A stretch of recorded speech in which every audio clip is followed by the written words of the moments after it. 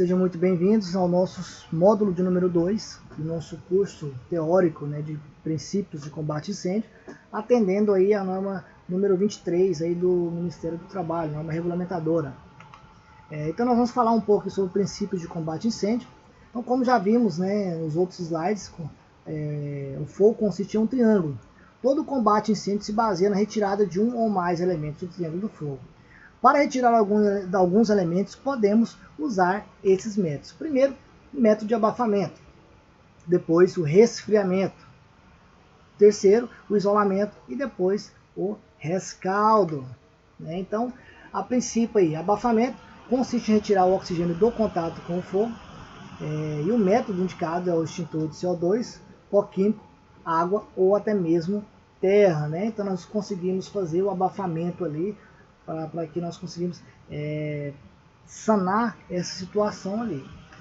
Temos aí o resfriamento, consiste em retirar o calor do fogo. O método indicado é a água, o CO2. Então existe lá uma estrutura, eu vou resfriar, jogando ali por fora, fazendo resfriamento ali desse local, para que o fogo não atinja grandes proporções.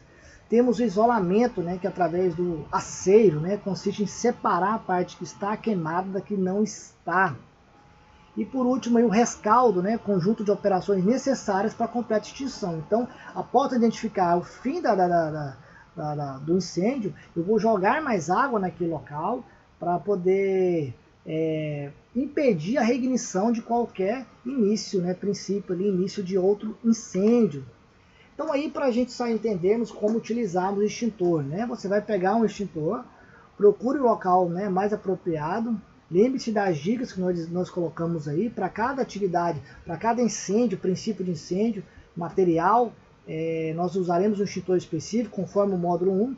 Então você vai pegar esse extintor segurando pela posição vertical, romper o lacre de segurança e retirar o pino desse extintor.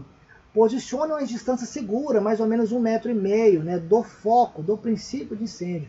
E não fique muito longe, isso torna o combate ineficiente. Você vai analisar a posição do vento, se ele está a favor de você, se você vai ficar contra esse vento, para ele não pegar em você, contra o vento, porque as chamas podem vir, e você simplesmente vai executar nessas seguintes situações. Dirige o jato para a base, a parte de baixo do fogo, e deve ser movimentos como se estivesse varrendo o fogo, e aperte o seu gatilho até o fim. Então, relembrando, 1,5 m mais ou menos da distância, você vai ficar contra o vento, vai ficar para ele não ficar próximo a você, as chamas não virem em você, e você vai apertar até o fim, até que esse fogo ele tenha sanado.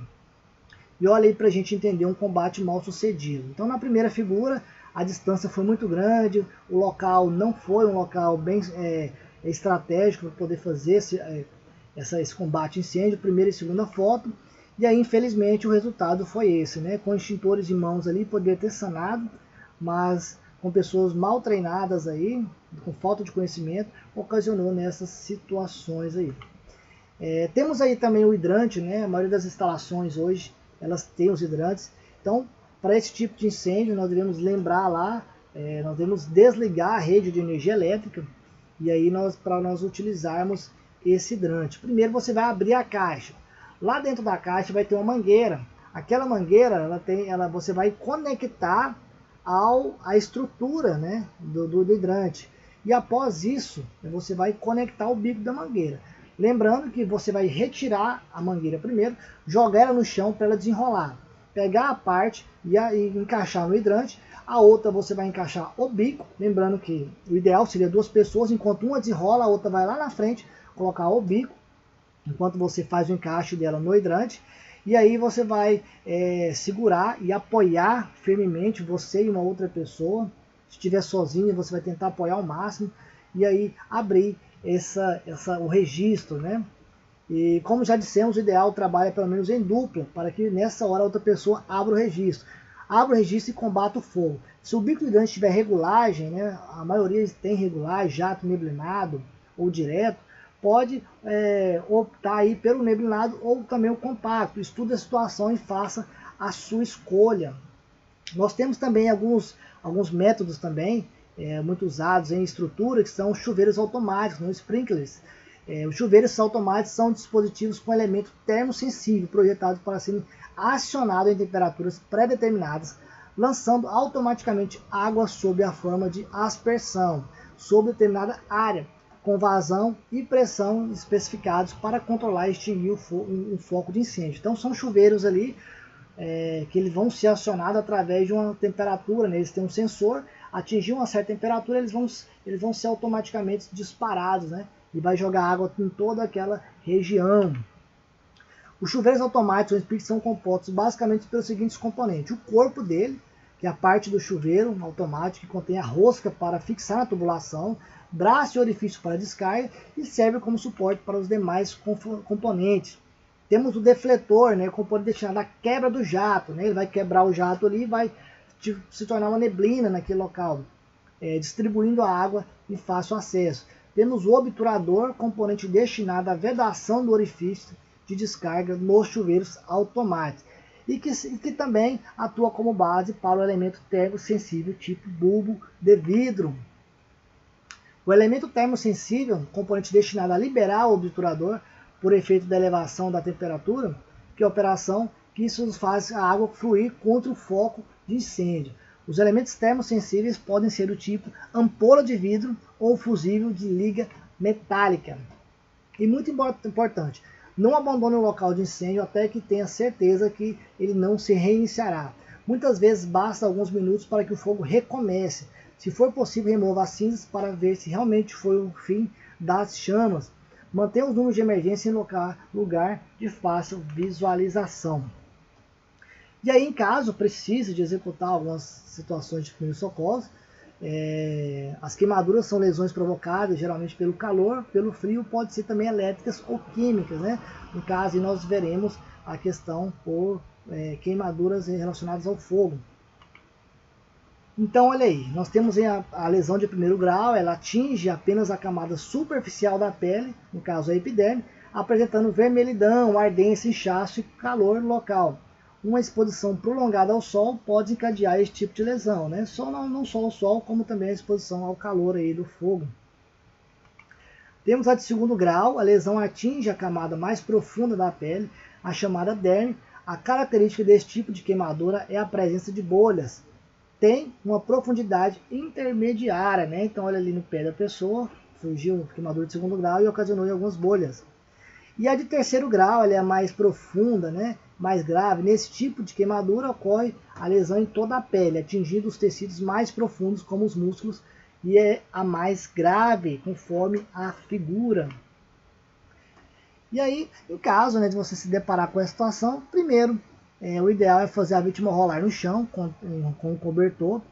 Nunca deve se tentar apagar o fogo de alguém usando o extintor de incêndio, nem mesmo de água. Por quê? Porque todo extintor existe composição química e aquilo pode ir para a corrente sanguínea, né, da pessoa. Não deixe a pessoa correr, pois isso pode aumentar as chamas. Depois de controlada a primeira situação, se for possível, retire relógios, pulseiras, anéis e etc. que estejam nas áreas atingidas. E só retire a roupa queimada se for inevitável. Corte apenas a parte que não está grudada e a parte grudada deve ser retirada por um profissional de saúde. Não coloque sobre a área queimada nenhum tipo de pomada ou remédio caseiro. Como já disse, qualquer produto colocado poderá ser levado à corrente sanguínea. Somente o profissional da área da saúde pode determinar qual medicamento pode ser utilizado. Coloque o ferimento sobre a água corrente por alguns minutos para diminuir a dor. Nunca fure as bolhas que se poderão formar, né, na queimadura.